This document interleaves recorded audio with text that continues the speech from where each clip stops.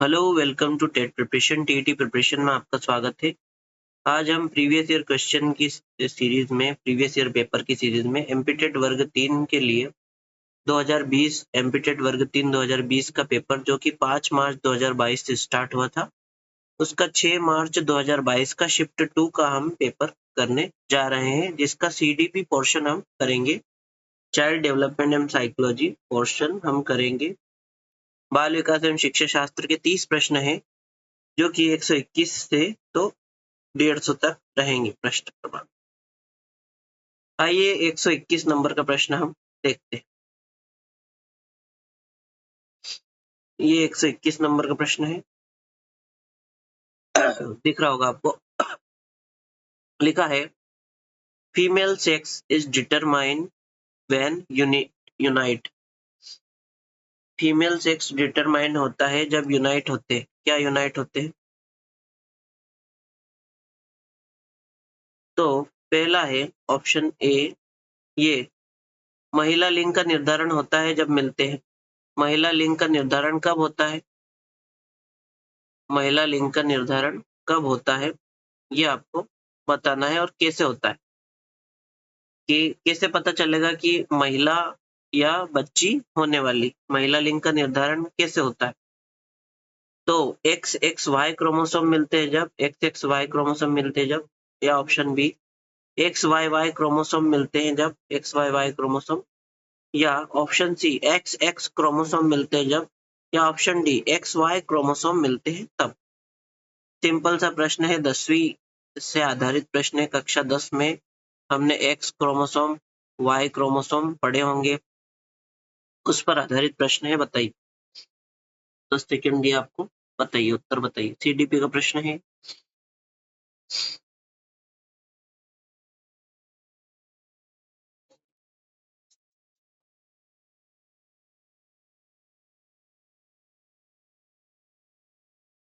बताइए।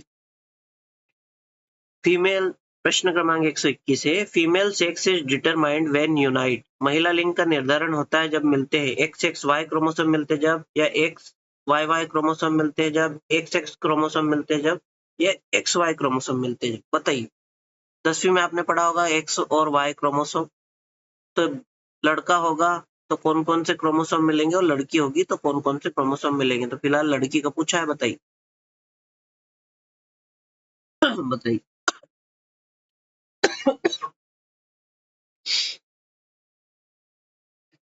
तो 121 का है XX क्रोमोसोम।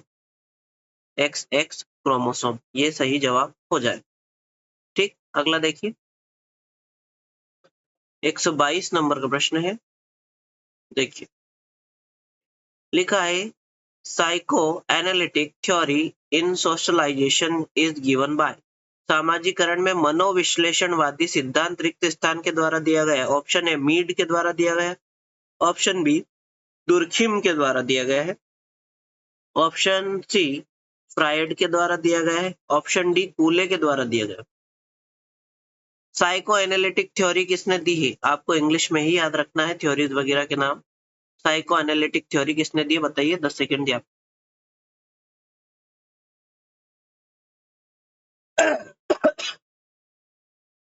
तो अच्छा प्रश्न है ये। साइको एनालिटिक थ्योरी, सामाजिकरण में मनोविश्लेषणवादी सिद्धांत, फ्रायड के द्वारा दिया गया थ्योरिटिकल क्वेश्चन है ये। ठीक, 123 नंबर का प्रश्न है।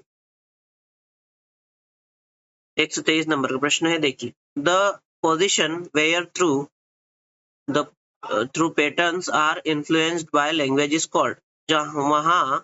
जहां विचार प्रारूप भाषा से प्रभावित होते हैं, रिक्त स्थान कहलाता है। ऑप्शन है लिंग्विस्टिक डिटर्मिनेशन, भाषाई निर्धारण, ऑप्शन बी कॉग्निटिव बायस्ड, संज्ञानात्मक पूर्वाग्रह, option C socio linguistic genesis, समाजशास्त्रीय उत्पत्ति, या ऑप्शन डी कल्चरल टेंडेंसी, समाज सांस्कृतिक प्रवृत्ति।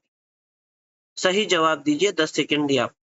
वहां जहां विचार प्रारूप भाषा से प्रभावित होते, इन्फ्लुएंस्ड बाय लैंग्वेज, लैंग्वेज से प्रभावित होगा तो वो क्या कहलाएगा, बताइए। ऑप्शन में आपको सीधे सीधे जहां भाषा दिखी है वो उत्तर हो जाएगा। आप बताइए। भाषा से प्रभावित होता है, लैंग्वेज से प्रभावित होता है, तो लिंग्विस्टिक डिटर्मिनेशन प्रभावित होता है। ऑप्शन ए भाषा निर्धारण प्रभावित होता है, ये सही हो जाएगा 123 का ए। ठीक, अगला 124 नंबर का प्रश्न है, सभी चाइल्ड डेवलपमेंट के प्रश्न है ये। 124 नंबर का प्रश्न है, which of the following of is caste determinant, जाति निर्धारण का आधार निम्न में से कौन सा है? ऑप्शन ए नेशन राष्ट्र, ऑप्शन बी बर्थ जन्म, ऑप्शन सी एबिलिटी योग्यता, ऑप्शन डी कल्चर संस्कार। जाति निर्धारण या कास्ट का डिटर्मिनेंट कैसे होती, किसी की जाति क्या होगी वो कैसे पता चलेगा, किससे पता चलेगा? राष्ट्र से कि जन्म से कि योग्यता से कि संस्कार से, बताइए। हमारे यहाँ बड़ी कहावत है कि जाति है, जाति वो है जो कभी नहीं जाती। तो 124 नंबर का प्रश्न है, सही जवाब दीजिए, 10 सेकंड दिया। तो आप किस कुल में पैदा हुए, कहाँ जन्म हुआ है आपका, उससे निर्धारित होता है कि आपकी जाति क्या होगी, जन्म क्या होगा। जन्म से, जाति निर्धारण का आधार जन्म से है। ठीक, ऑप्शन बी सही हो जाए। आगे बढ़े, 125 नंबर का प्रश्न है, इन सभी प्रश्नों को आप प्रीवियस ईयर क्वेश्चन के तौर पर ही लेवे। 125 नंबर का प्रश्न है, regarding learners individual differences the teacher should, छात्रों के व्यक्तिगत अंतर के संबंध में शिक्षक को करना चाहिए, क्या करना चाहिए? Option A solve the problem based on the deductive method, निगमनात्मक पद्धति के आधार पर समस्या का समाधान करना चाहिए। Option B use algorithms most of the time, ज्यादातर समय एल्गोरिदम का प्रयोग करें। Option C provide facts to student to memorise, विद्यार्थियों को याद रखने के लिए तथ्य उपलब्ध कराएं। या option D provide a variety of learning situations, विभिन्न प्रकार की सीखने की परिस्थितियां प्रदान करें। जो उचित उत्तर है वो आपको देना है। सही जवाब दीजिए कि इंडिविजुअल डिफरेंस तो होते हैं बच्चों में, कोई बच्चा कैसे सीखता है, कोई बच्चा धीरे सीखता है, कोई तेजी से सीखता है, कोई लिख के सीखता है, कोई पढ़ के सीखता है, कोई रट के सीखता है, सबके अलग अलग डिफरेंस है। तो आप क्या करेंगे शिक्षक के तौर पे, बताइए। 10 सेकंड दिए आपको, बताइए।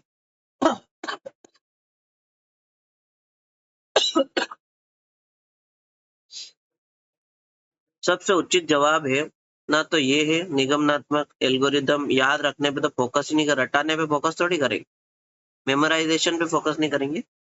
Provide a variety of learning situations, विभिन्न प्रकार की सीखने की परिस्थितियां प्रदान करेंगे। ठीक, ऑप्शन नंबर डी सही हो जाए। अगला 126 नंबर का प्रश्न है,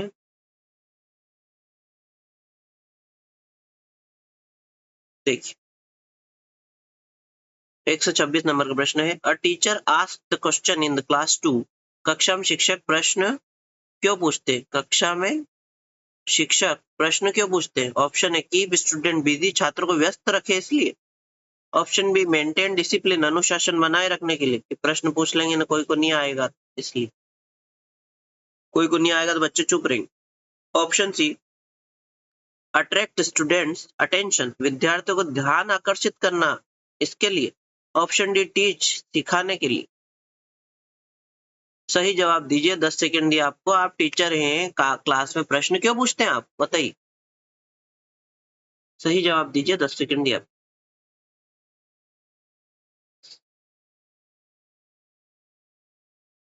छात्रों को व्यस्त रखने के लिए, अनुशासन के लिए, सिखाने के लिए, किस सही जवाब थोड़ा अच्छा हो जाएगा, बताइए। उचित जवाब है विद्यार्थियों का ध्यान आकर्षित करने के लिए आप प्रश्न पूछते हैं, फिर बच्चों में जिज्ञासा उत्पन्न होती है, फिर जिज्ञासा के आधार पर आप पृष्ठभूमि तैयार कर लेते हैं, पूर्व ज्ञान से उनको जोड़ते हैं, बच्चों को टॉपिक के पूर्व ज्ञान से जोड़ते हैं, और फिर अपना पढ़ाते हैं। जो भी टॉपिक आपको पढ़ाना है और टॉपिक के बारे में थोड़ा पूर्व ज्ञान हो जाए बच्चों को, फिर अपना आपने जो पाठ्य योजना तैयार की है उसके आधार पर बच्चों को पढ़ा देते हैं। ठीक, अगला 127 नंबर का प्रश्न है,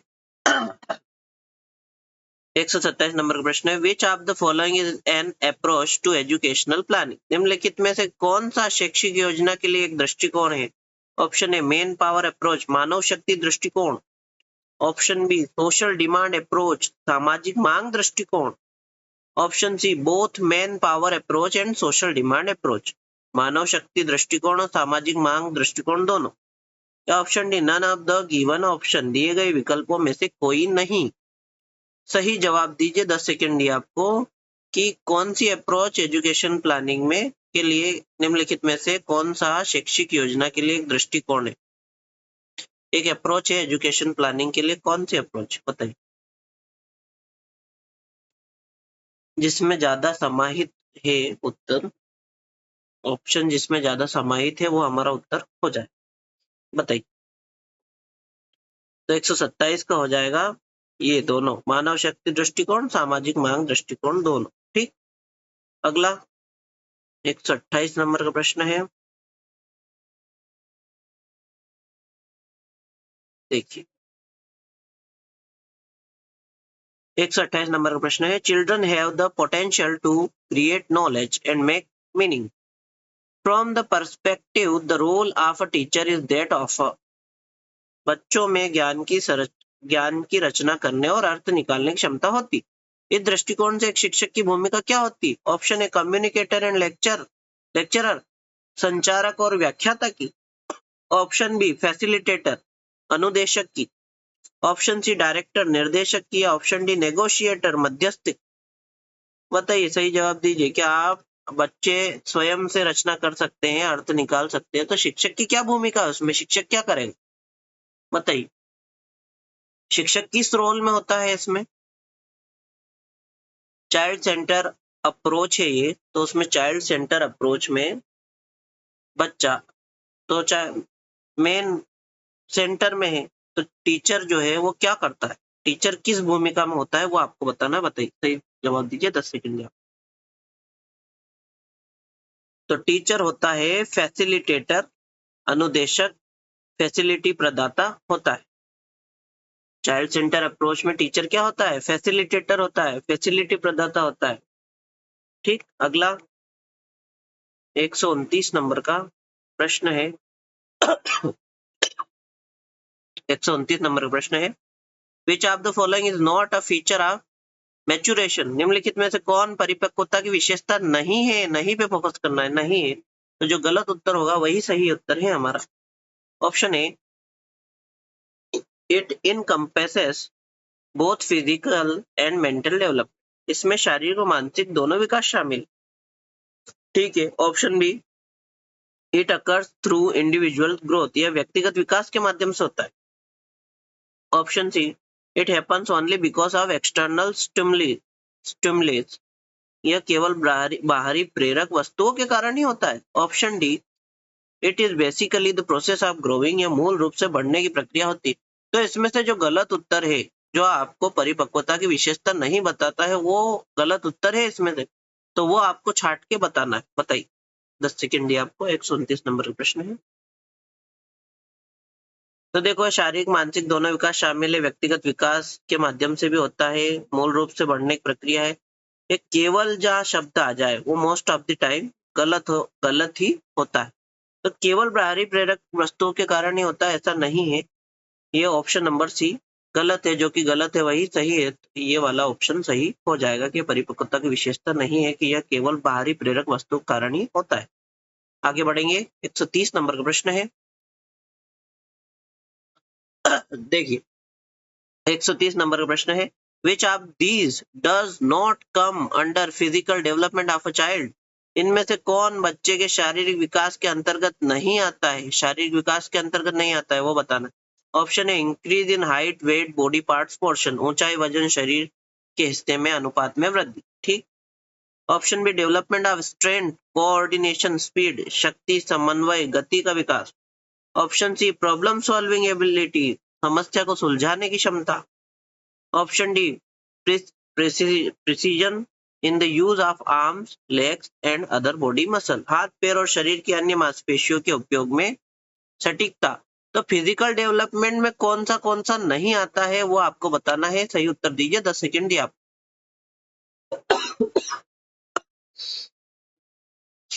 तो देखो, ऊंचाई, वजन, शरीर के हिस्से में, शक्ति, समन्वय, गति में भी, हाथ पैर, इनमें, ये सब फिजिकल डेवलपमेंट के पार्ट। प्रॉब्लम सॉल्विंग एबिलिटी ये मेंटल डेवलपमेंट का पार्ट है। कॉग्निटिव डेवलपमेंट का पार्ट है, तो समस्या को सुलझाने की क्षमता मेंटल एबिलिटी है। ठीक, मेंटल डेवलपमेंट। आगे बढ़े। 131 नंबर का प्रश्न है, देखिए दिख रहा होगा आपको। Which of the following, 131 number का प्रश्न है, which of the following does not belong to one of psychological reason for child delinquency. निम्नलिखित में से कौन बाल अपचार के मनोवैज्ञानिक कारणों में से एक नहीं है? ऑप्शन ए इनडिसिप्लिन, अनुशासनहीनता। Option B no proper entertainment, उचित मनोरंजन का अभाव। Option C improper intellectual development, अनुचित बौद्धिक विकास। ऑप्शन डी अनएम्प्लॉयमेंट, बेरोजगार। तो इनमें से कौन सा बाल अपचार के मनोवैज्ञानिक कारणों में से एक नहीं है? Not belonging to one of the psychological reason of child delinquency. बताइए। 131 नंबर का प्रश्न है, सही जवाब दीजिए, 10 सेकंड दिया। तो बाल अपचार के मनोवैज्ञानिक कारण कौन कौन से हैं, इसमें से वो छांट लो, जो नहीं है वो अपने आप उत्तर हो जाएगा। तो अनुशासनहीनता बाल अपचार का है, उचित मनोरंजन का अभाव है, अनुचित बौद्धिक विकास भी है, बेरोजगार है। तो इसका मतलब ये थोड़ी कि वो बिहेव ढंग से नहीं करेगा। तो ऑप्शन नंबर डी सही हो जाएगा। बाल अपचार का मनोवैज्ञानिक कारण बेरोजगारी नहीं है। ठीक, अगला 132 नंबर का प्रश्न है,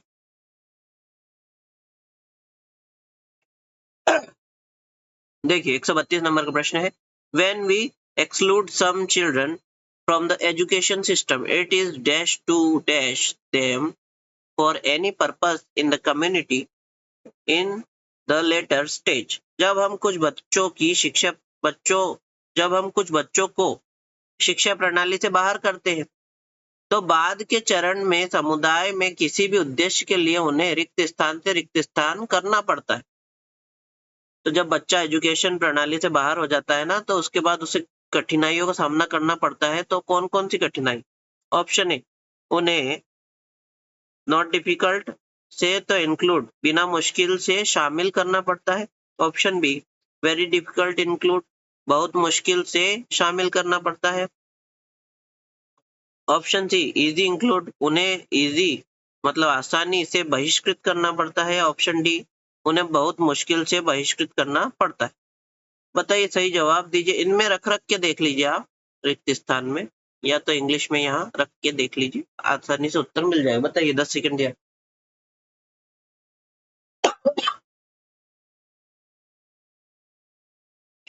132 का प्रश्न है, उन्हें बहुत मुश्किल से शामिल करना पड़ता है, very difficult. When we exclude some children from this education system, it is very difficult to include them for any purpose in the community in the later stage. जब हम कुछ बच्चों को शिक्षा प्रणाली से बाहर रखते हैं तो बाद के चरण के में समुदाय में किसी भी उद्देश्य के लिए उन्हें बहुत मुश्किल से शामिल करना पड़ता है। ठीक, पढ़ा लिखा होगा तो समझ जाएगा फटाफट। और जो ढंग से पढ़ा लिखा नहीं है तो उसको समझाने में समय लगेगा। अगला 133 नंबर का प्रश्न है, 133 नंबर का प्रश्न है, देखिए प्रश्न क्रमांक 133, डिफिकल्टी टू बिल्ड और maintain satisfactory relationship with peers and teacher is the characteristics of dash. साथियों और शिक्षकों के साथ संतोषजनक संबंध बनाने या बनाए रखने में कठिनाई रिक्त स्थान की विशेषता है। तो डिफिकल्टी हो रही है शिक्षकों और साथियों से बनाने में, तो किसकी विशेषता है? टैलेंटेड बच्चे की विशेषता है, टैलेंटेड चिल्ड्रन, प्रतिभाशाली बच्चे की। ऑप्शन बी, क्रिएटिव चिल्ड्रन, रचनात्मक बच्चे की। ऑप्शन सी, एवरेज चिल्ड्रन, औसत बच्चे की। Option D, children with emotional and behaviour disorder, संवेदनात्मक और व्यवहारिक संबंधी विकार वाले बच्चे। कौन अच्छे से घुल मिल नहीं पाता है, कुल मिला के ये आपको बताना है। बताइए, 10 सेकंड दिया। प्रतिभाशाली तो बना लेगा, रचनात्मक एवरेज भी बना लेगा। ये जिसको ये children with emotional and behavioural disorder है, संवेदनात्मक संवेदनात्मक और व्यवहारिक संबंधी विकार वाले बच्चे सही से पीयर से बातचीत नहीं कर पाते हैं और टीचर से भी कम्युनिकेट नहीं कर पाते और वो मित्र बनाने में असक्षम होते हैं थोड़े थोड़े। 133 नंबर का प्रश्न हो गया। अब 134 नंबर का प्रश्न देखिए, अच्छा प्रश्न है, देखिए 134 नंबर का प्रश्न, the teaching learning process of the slow learner should be based on dash. धीमे शिक्षार्थियों की शिक्षण अधिगम प्रक्रिया किस पर आधारित होनी चाहिए? ऑप्शन ए, मतलब पहला पहला टर्म है इसका, द लर्नर्स मेंटल एज, शिक्षार्थी की मानसिक आयु। दूसरा है देयर आईक्यू स्कोर, उनका IQ score. Choose the correct code, सही कोड चुनिए।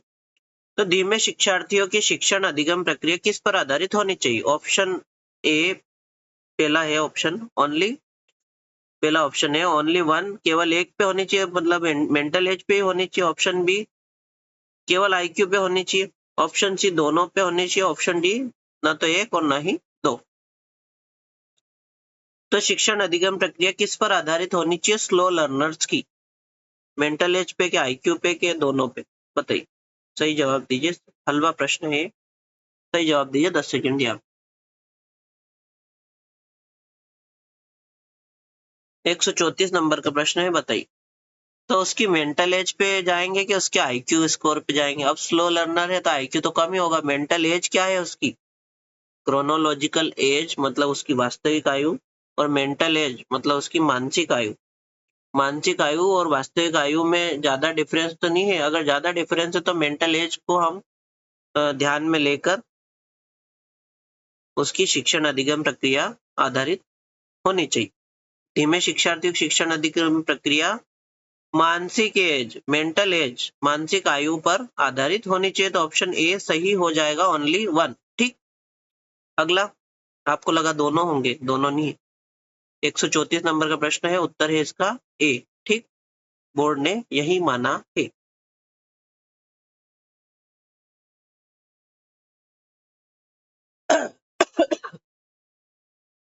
135 नंबर का प्रश्न है, अकॉर्डिंग टू पियाजे children's ability to understand, think about and solve problem in the world develops in a. पियाजे के अनुसार विश्व में समस्याओं को समझने, सोचने और हल करने की बच्चों की क्षमता का विकास कैसे होता है? ऑप्शन ए डिसकंटिन्यूअस मैनर, असंतत तरीके से। Option B gradual change over time, समय के साथ क्रमिक परिवर्तन से। ऑप्शन सी कंटिन्यूअस मैनर, निरंतर तरीके से। ऑप्शन डी एक्सपोनेंशियल मैनर, घातीय तरीके से। किस तरीके से पियाजे के अनुसार किस तरीके से बच्चों की क्षमताओं का विकास होता है? बताइए, डिसकंटिन्यूअस की कंटिन्यूअस की ग्रेजुअल एक्सपोनेंशियल? सरल सा जवाब है, सही जवाब दीजिए। 10 सेकंड है।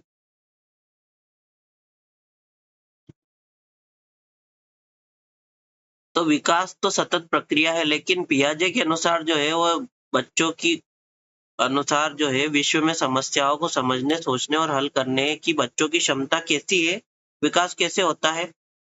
तो कैसे होता है उनके अनुसार? ऐसे ऐसे होता है, मतलब असंतत तरीके से होता है, डिसकंटिन्यूअस मैनर में होता है।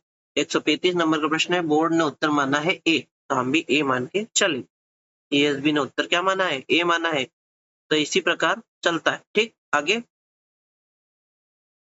136 नंबर का प्रश्न है, देखिए। Which of the following 136 number का प्रश्न है, which of the following is a part of the law of attitude given by Thorndike? निम्नलिखित में से कौन थॉर्नडाइक द्वारा दिए गए मनोवृत्ति के नियम का एक भाग? लॉ ऑफ एटीट्यूड का एक भाग है, ये आपको बताना है। Option A, the response of a person is depend upon his or her attitude toward the situation. सीखने की संपूर्ण प्रक्रिया जीव की संपूर्ण मनोवृत्ति पर निर्भर करती।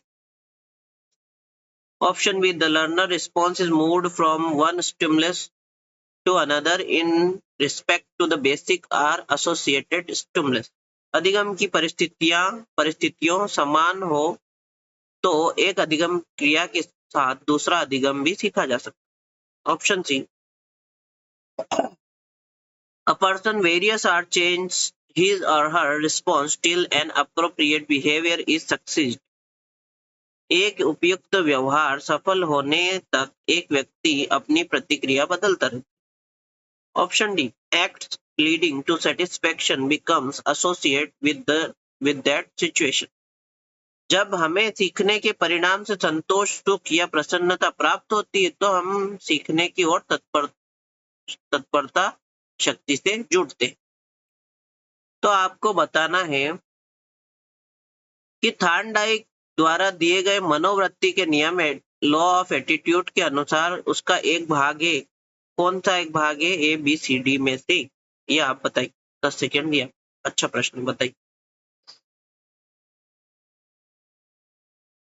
तो ज्यादा कंफ्यूज नहीं करेंगे आपको। The reason of a person is depend upon his or her attitude toward the situation. Attitude, law of attitude की बात है। तो सिचुएशन के प्रति कैसा एटीट्यूड है? सीखने की संपूर्ण प्रक्रिया जीव की संपूर्ण मनोवृत्ति पर निर्भर करती है। ये लॉ ऑफ एटीट्यूड है, मनोवृत्ति का नियम है, संपूर्ण मनोवृत्ति पर निर्भर करती है। ऑप्शन ए सही हो जाएगा। 136 आगे बढ़े।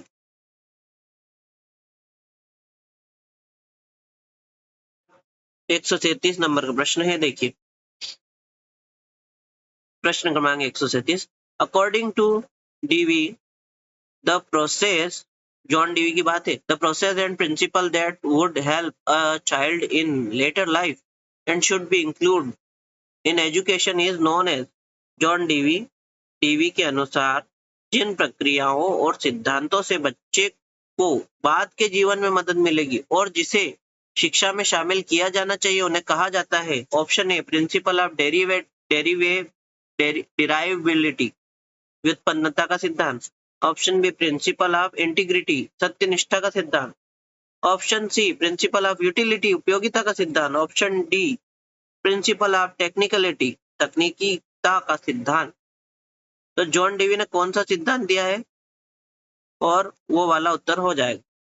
तो डीवी के अनुसार जिन प्रक्रिया और सिद्धांतों से बच्चे के बाद के जीवन में मदद मिलती है उन्हें जिसे शिक्षा में शामिल किया जाना चाहिए उन्हें क्या कहा जाता है?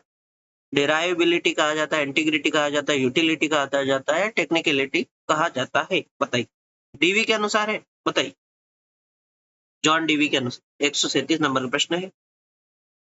सही जवाब क्या हो जाएगा? तो हमने सुना होगा कि यूटिलिटी के साधन, उपयोगिता का सिद्धांत, जो उपयोगिता के सिद्धांत है वो जीवन में यूज करना है तो जो उपयोगिता का जो उपयोग में आते हैं उसके लिए उपयोगिता का सिद्धांत लगेगा। यूटिलिटी का साधन, यूटिलिटी मतलब क्या? यूटिलिटी मतलब जो हमें डेली लाइफ में काम आए। तो ऑप्शन नंबर सी सही हो जाएगा, उपयोगिता का सिद्धांत, प्रिंसिपल ऑफ यूटिलिटी। अगला 138 नंबर का प्रश्न है, देखिए 138 नंबर प्रश्न, universal pre school movement start in which of the following country in 1834। यूनिवर्सल प्राक शिक्षा या प्रारंभिक शिक्षा, प्री स्कूल वाली बात है, प्राक शिक्षा विद्यालय आंदोलन 1834 में निम्नलिखित में से किस देश में शुरू हुआ? ऑप्शन है जर्मनी में, ऑप्शन बी फ्रांस में, ऑप्शन सी यूके में, option D USA. Universal pre school movement कब स्टार्ट हुआ था? 1834 में। कौन सी कंट्री, किस देश में स्टार्ट हुआ था? बताइए, एक्चुअल क्वेश्चन है, बताइए। 10 सेकेंड दिया।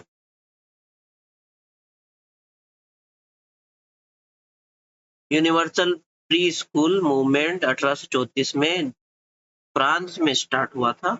138 नंबर का प्रश्न, सही जवाब हो जाएगा ऑप्शन नंबर बी, ये फ्रांस में स्टार्ट हुआ था। किस देश में शुरू हुआ था? फ्रांस। अगला 139 नंबर का प्रश्न है,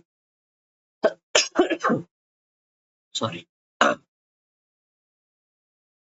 139 नंबर का प्रश्न है, who among the following had the strong belief in social influence on intelligence and said it can not be completely set genetically. निम्नलिखित में से किसका बुद्धि पर सामाजिक प्रभाव में दृढ़ विश्वास था? उसने कहा कि इसे पूरी तरह आनुवंशिक रूप से निर्धारित नहीं किया जा सकता। कौन थे इनमें से वो मनोवैज्ञानिक जो यूं कह रहे थे कि जो बुद्धि है उसका इन्फ्लुएंस केवल जेनेटिकली मतलब आनुवांशिक रूप से नहीं है, माता पिता से ही नहीं है, जेनेटिक से नहीं है, बल्कि सोशल एलिमेंट से भी बुद्धि प्रभावित होती। ऑप्शन ए एडवर्ड थार्नडाइक ने कहा था, ऑप्शन बी अल्फ्रेड बीने ने कहा था, ऑप्शन सी एडविन बोरिंग ने कहा था, option D Robert H Goddard ने कहा था। बताइए किसने कहा था ये? कि बुद्धि पर सामाजिक प्रभाव में दृढ़ विश्वास था इनका। सामाजिक प्रभाव से भी बुद्धि बढ़ती घटती है, केवल अनुवांशिक रूप से ही निर्धारित नहीं किया जा सकता बच्चे का आईक्यू या बुद्धि बच्चे। बताइए 139 नंबर का प्रश्न है, सही जवाब दीजिए, 10 सेकंड दिया।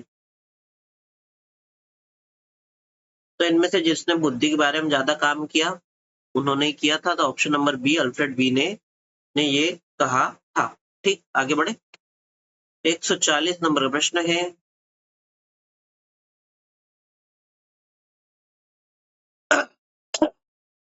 देखिए 140 नंबर का प्रश्न है, which Swiss psychologist showed that intelligence is the result of a natural sequence of stages and it develops as a result of the changing interaction of a child and its environment। किस Swiss मनोवैज्ञानिक ने दिखाया कि बुद्धि प्राकृतिक अनुक्रम के चरणों का परिणाम है और यह एक बच्चे और उसके पर्यावरण की बदलती बातचीत के परिणाम स्वरूप विकसित होता है? पहली बात तो स्विस स्विट्जरलैंड के मनोवैज्ञानिक थे। पर्यावरण और बच्चे एक बच्चे और उसके पर्यावरण की बदलती बातचीत के परिणाम स्वरूप है। Interaction of a child and it's environment, बच्चे और उसके पर्यावरण के बीच इंटरेक्शन से है बुद्धि। तो बताइए ऑप्शन ए प्लेटो ने कहा था क्या, ऑप्शन बी जॉन लॉक ने कहा था, ऑप्शन सी इरिक्सन ने कहा था, या ऑप्शन डी जीन पियाजे ने कहा? पहली बात तो इनमें देख लो स्विस मनोवैज्ञानिक कौन है और किनने बुद्धि के बारे में काम किया है। बच्चे और उसके पर्यावरण की परस्पर बातचीत के बदले बुद्धि विकसित होती है, बुद्धि के बारे में ऐसा बताया, इंटरेक्शन से होती है। 140 नंबर का प्रश्न, बताइए सही जवाब दीजिए, 10 सेकंड दिया। तो सही जवाब है इसका जीन पियाजे ने कहा था। किसने कहा था? ऑप्शन नंबर डी सही हो जाएगा, जीन पियाजे। अगला 140 नंबर का प्रश्न है, 140 तो हो गया, 141 नंबर का प्रश्न देखिए, अच्छा सवाल है ये।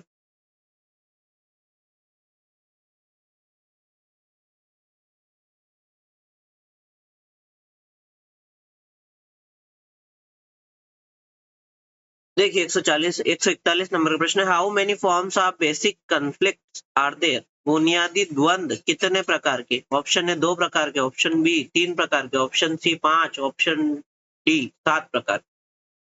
बुनियादी द्वंद्व जो है, बेसिक कॉन्फ्लिक्ट्स कॉन्फ्लिक्ट्स जो है वो कितने प्रकार के?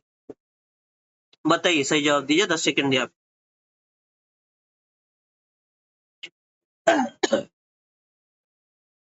तो ऑप्शन नंबर बी सही हो जाएगा कि 3 प्रकार के। बुनियादी द्वंद्व कौन कौन से? 3 प्रकार के। कौन कौन से आपको बताना, डर भय कौन कौन से हैं बताइए, ये कमेंट सेक्शन में आप लिख दें। बुनियादी द्वंद्व 3 प्रकार के हैं, कौन कौन से और किसने दिए? ठीक, अगला 142 नंबर का प्रश्न है,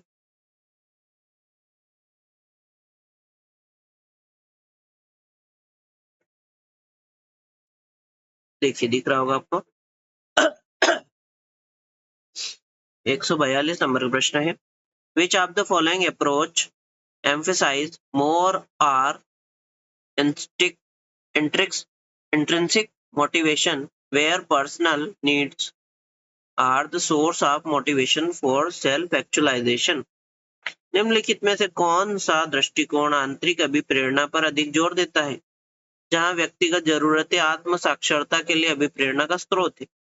ऑप्शन है बिहेवियरिस्टिक अप्रोच, व्यवहारवादी दृष्टिकोण, ऑप्शन बी ह्यूमनिस्टिक अप्रोच, मानवतावादी दृष्टिकोण, ऑप्शन सी कॉग्निटिव अप्रोच, संज्ञानात्मक दृष्टिकोण, option D socio cultural approach, सामाजिक सांस्कृतिक दृष्टिकोण। तो कौन सा दृष्टिकोण है इनमें से जो आंतरिक अभिप्रेरणा पर अधिक जोर देता है, इंट्रिंसिक मोटिवेशन पर अधिक जोर देता है, जहां व्यक्तिगत जरूरतें आत्म साक्षरता के लिए अभिप्रेरणा का स्रोत? बताइए। सेल्फ एक्चुअलाइजेशन कब होता है व्यक्ति को? बताइए। कौन सी अप्रोच है सेल्फ एक्चुअलाइजेशन वाली? आत्म सिद्धि का सिद्धांत। बताइए 142 नंबर का प्रश्न है, सही जवाब दीजिए, 10 सेकंड दिया।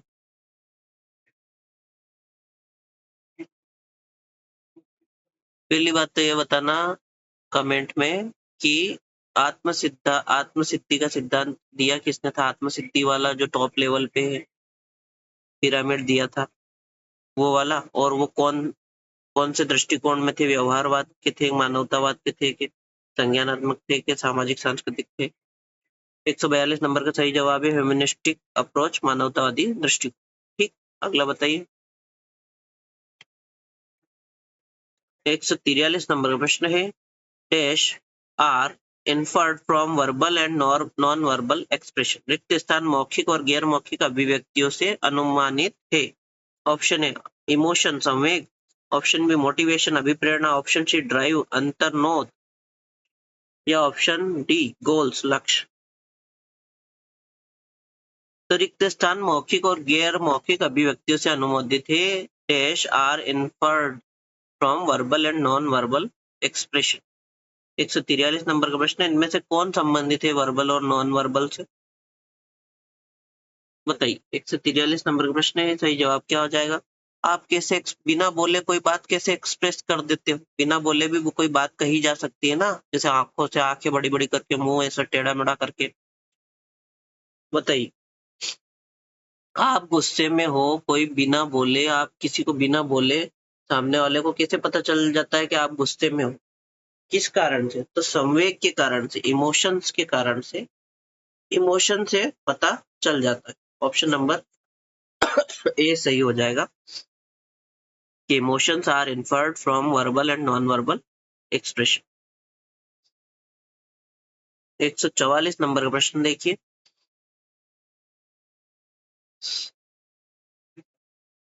144 नंबर का प्रश्न है, adolescence is a very dash stage as far as emotions are concerned। जहां तक संवेगों का संबंध है, किशोरावस्था एक बहुत ही रिक्त स्थान अवस्था है। कैसी अवस्था है किशोरावस्था संवेग के संबंध में? ऑप्शन ए इम्प्रीवियस, प्रबल। ऑप्शन बी डल, सुस्त। ऑप्शन सी सेंसिटिव, संवेदनशील। ऑप्शन डी इनएक्यूरेट, गलत। किशोरावस्था में जो बालक है, बालिका है, उनके संवेग, उनके इमोशंस कैसे होते? प्रबल होते हैं, सुस्त होते हैं, सेंसिटिव होते हैं, या इनएक्यूरेट होते हैं? बताइए, सही जवाब दीजिए, 10 सेकंड दिया।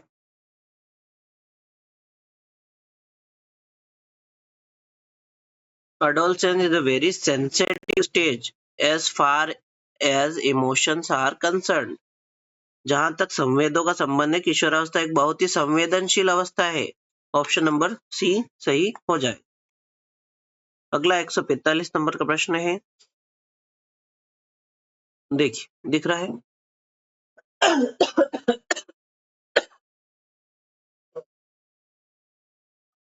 145 नंबर का प्रश्न है, अ teacher is explaining, demonstrating definition of a concept, which stage of teaching is this. एक अवधारणा की परिभाषा का प्रदर्शन करते हुए एक शिक्षक समझा रहा है, यह शिक्षण का कौन सा प्रक्रम है? ऑप्शन ए प्री एक्टिव स्टेज है, पूर्व सक्रिय प्रक्रम है। ऑप्शन बी इंटरएक्टिव स्टेज, अंत सक्रिय प्रक्रम है। Option C post active stage है, उत्तर सक्रिय प्रक्रम है। या ऑप्शन डी परफॉर्मिंग स्टेज है, प्रदर्शन प्रक्रम है। कौन सा प्रक्रम है कि एक टीचर अवधारणा की परिभाषा का प्रदर्शन करते हुए शिक्षक समझा रहा है?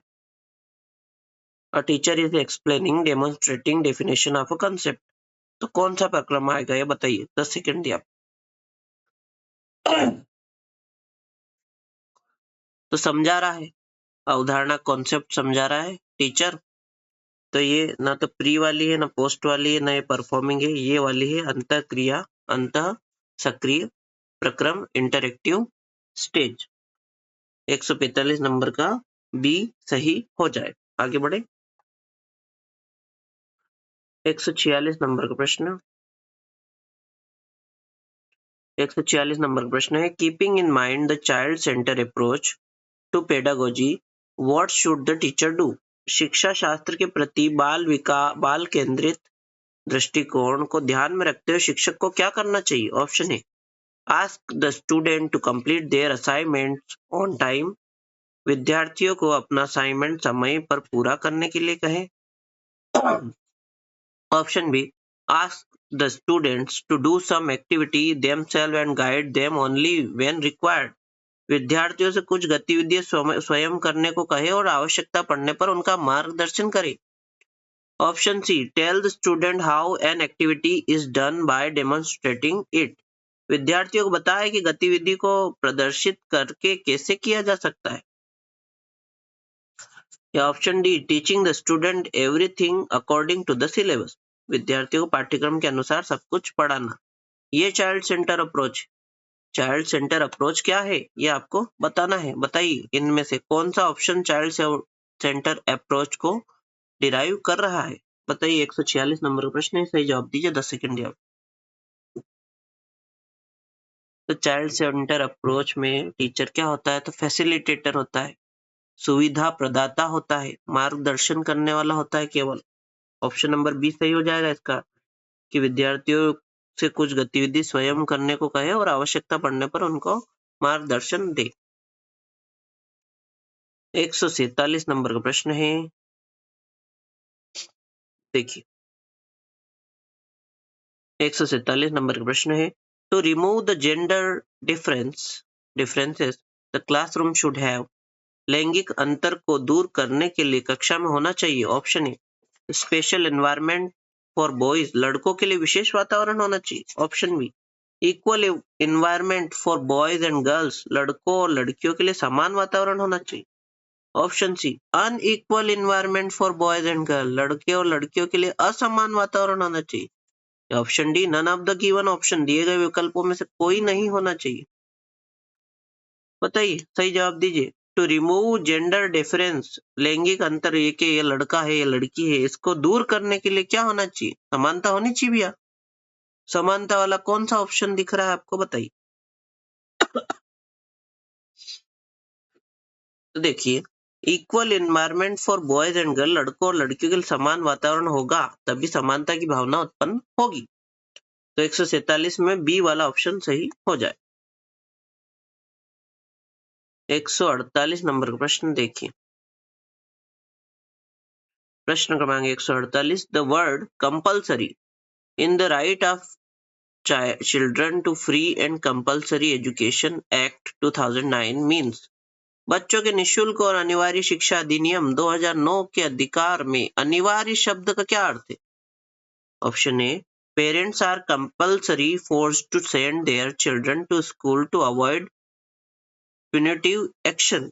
माता पिता को अनिवार्य रूप से दंडनीय कार्रवाई से बचने के लिए बच्चों को विद्यालय भेजने के लिए मजबूर किया जाता है। Option B, appropriate government will ensure admission, attendance and completion of elementary education। उपयुक्त सरकार प्राथमिक शिक्षा के प्रवेश, उपस्थिति और समापन को सुनिश्चित करेगी। Option C, the central government will ensure admission, attendance and completion of elementary education. केंद्र सरकार प्राथमिक शिक्षा के प्रवेश, उपस्थिति और समापन को सुनिश्चित करेगी। या option D, compulsory education will be imparted through continuous testing, अनिवार्य शिक्षा निरंतर परीक्षण के माध्यम से प्रदान की जाएगी। तो जो आरटी है, राइट टू एजुकेशन है, या right to children free and compulsory education में तो जो कंपल्सरी लिखा है ना, कंपल्सरी अनिवार्य शब्द जो है उसका क्या अर्थ है इनमें से, बताइए। सही जवाब दीजिए, 10 सेकेंड दिया आपको।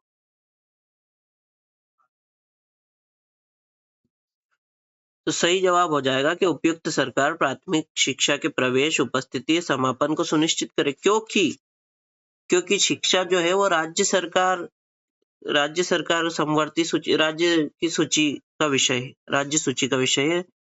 एक राज्य जैसे मध्य प्रदेश है तो मध्य प्रदेश डिसाइड करेगा कि कौन से कोर्स चलेंगे और शिक्षा के बारे में मध्य प्रदेश की सरकार निर्णय लेगी कि हमारे स्टेट में कैसे कैसी कौन सी पद्धति उपयोग में आएगी या कौन से कोर्स चलेंगे। शिक्षा मतलब राज्य सूची का विषय है कुल मिला के। ऑप्शन नंबर बी सही हो जाएगा 148 का।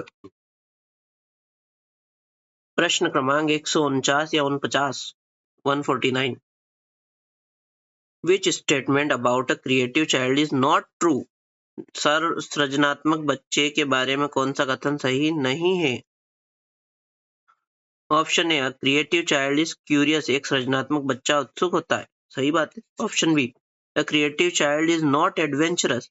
एक सृजनात्मक बच्चा साहसिक नहीं होता है. Option C, a creative child is extrovert. एक सृजनात्मक बच्चा बहिर्मुखी होता है. Option D, a creative child is ambitious. एक सृजनात्मक बच्चा महत्वाकांक्षी होता है. तो जो नेगेटिव लग रहा है वही आपको बताना है. कौन सा सही नहीं है? जो नेगेटिव है बच्चे के बारे में वो गलत है. बताइए. एक सृजनात्मक बच्चा साहसिक नहीं होता है. हो भी सकता है, नहीं भी हो, क्या पता. तो नहीं होता है या आपने तो बाउंड्री बना दी कि नीज होता है. तो ऑप्शन नंबर बी गलत है. जो गलत है वही सही है. तो ऑप्शन नंबर बी हो जाएगा कि एक सृजनात्मक बच्चा साहसिक नहीं होता है. ऐसा जरूरी नहीं है. 150 नंबर का प्रश्न है.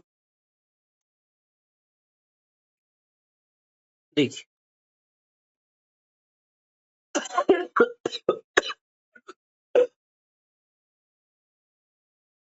प्रश्न क्रमांक 150 है. Which among the following scheme provides scholarship to person with disability to pursue higher education such as MPhil and PhD? निम्न में से कौन सी योजना निःशक्त को MPhil और PhD जैसी उच्च शिक्षा प्राप्त करने के लिए छात्रवृत्तियां प्रदान करती है? Option A, scheme for national scholarship for person with disability. निःशक्त व्यक्तियों हेतु छात्रवृत्ति की राष्ट्रीय योजना. Option B, comprehensive education scheme for disabled children. निःशक्त बच्चों हेतु समग्र शिक्षा योजना. Option C, Rajiv Gandhi fellowship scheme. Rajiv Gandhi अध्येतावृत्ति योजना. या option D, inclusive education for the disabled at secondary stage. माध्यमिक स्तर पर निःशक्तों हेतु समावेशी शिक्षा. कौन सी स्कीम है वो आपको बताना है जो स्कॉलरशिप प्रोवाइड करती है डिसेबल्ड लोगों को एमफिल और पीएचडी के लिए. बताइए. 150 नंबर का प्रश्न है. सही जवाब दीजिए. 10 सेकंड दिया. ये योजनाएं भी याद होनी चाहिए.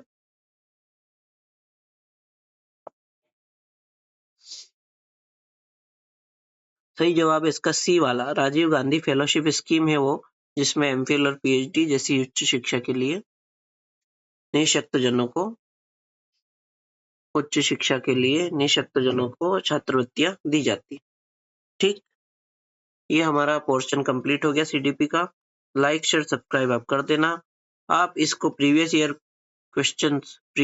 पेपर के तौर पर देख सकते हैं. एमपीटेट वर्ग 3 वर्ग 2 जिस भी एग्जाम में सीडीपी आती है, सीटेट हो गया, DSSB, KVS, NVS, सबके लिए इंपॉर्टेंट रहेगा क्योंकि एमपीटेट के प्रश्न बहुत ही अच्छे से डिजाइन होते. लाइक शेयर सब्सक्राइब आप कर देना. धन्यवाद. जय हिंद, जय भारत, वंदे मातरम. कल मिलते हैं.